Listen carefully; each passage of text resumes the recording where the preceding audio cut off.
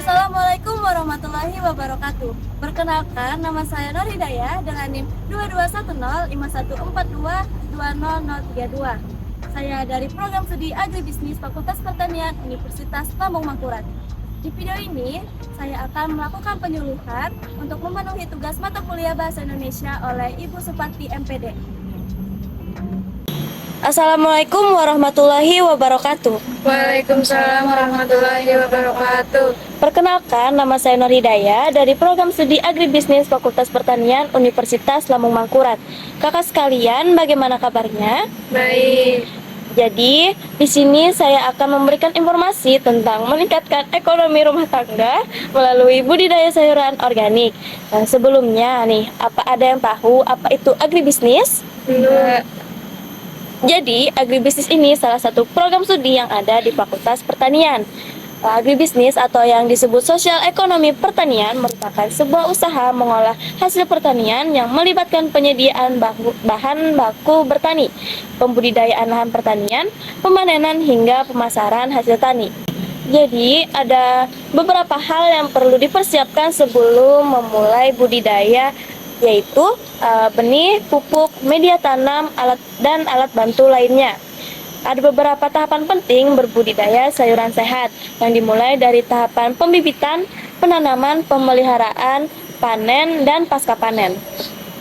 Jadi untuk tahapan pertama ada pembibitan. Jadi untuk pembibitan ini dilakukan pada nampan atau wadah plastik yang sudah dilubangi untuk mengeluarkan kelebihan air. Media tanamnya berupa tanah, arang sekam, dan pupuk kandang. Tahapan kedua ada penanaman. Penanaman ini dilakukan pada tanaman yang sudah memiliki 2-3 helai daun dan selanjutnya dipindahkan ke tempat pembesaran. Pada tempat ini nantinya bibit tanaman tersebut bisa tumbuh dengan baik. Untuk tahap ketiga ada pemeliharaan. Memelihara tanaman sayuran dilakukan dengan penyiraman, terutama di musim kemarau. Perawatan selanjutnya adalah penyulaman dan penjarangan. Penjarangan ini dilakukan bila tanaman terlalu rapat, sehingga mengalami kesulitan untuk tumbuh secara optimal. Untuk selanjutnya, ada penyuaman dilakukan untuk mengganti yang mati atau layu. Selain itu, dilakukan penyangan secara teratur untuk menghilangkan tanaman dari pengganggu atau gulma. Biasanya dilakukan ketika tanaman berusia 1 minggu sejak penyemaian. Untuk tahap keempat ada panen. Ketika usia tanaman dianggap cukup untuk dipanen, maka perlu segera dilakukan pemanenan tanaman sayur tersebut dengan cara-cara tertentu. Sebagaimana diketahui bahwa usia panen tanaman sayur antara yang satu dengan yang lain memiliki usia yang berbeda-beda. Misalnya, tanaman sayur kangkung dan sawi memiliki masa usia panen yang berbeda. Kangkung sudah layak dipanen maksimal dalam usia 1 bulan, sedangkan tanaman sayur sawi baru bisa dipanen sekitar 2 atau 3 bulan. Untuk tahapan yang terakhir ada pasca panen. Pada tahapan ini diperlukan perombakan ulang media tanam yang digunakan tersebut.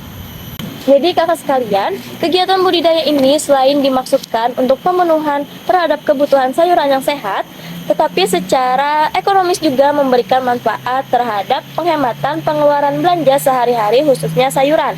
Di sisi yang lain, budidaya tanaman sayuran organik yang sehat, segar, dan hijau memberikan dampak positif terhadap lingkungan sekitarnya yang semakin asri dan sehat. Jadi, melalui penyuluhan ini diharapkan mampu mengembangkan potensi masyarakat dalam memanfaatkan sumber daya alami di lingkungan sekitarnya yang potensial. Oleh karena model yang digunakan dalam berbudidaya sayuran tersebut sangat sederhana, mudah, praktis, dan murah meriah, maka model ini diharapkan sangat mudah diaplikasikan dan mudah menyebar ke daerah-daerah yang lainnya, sehingga dampaknya terhadap perekonomian suatu daerah juga akan terasa secara signifikan. Baik, itu saja informasi yang bisa saya sampaikan. Apakah kakak sekalian memiliki pertanyaan? Ada. Oke. Apa saja persyaratan yang harus dimiliki oleh media tanam yang baik? Oh, baik. Terima kasih atas pertanyaannya. Langsung saya jawab saja. Persyaratan yang harus dimiliki oleh media tanam yang baik yaitu 1.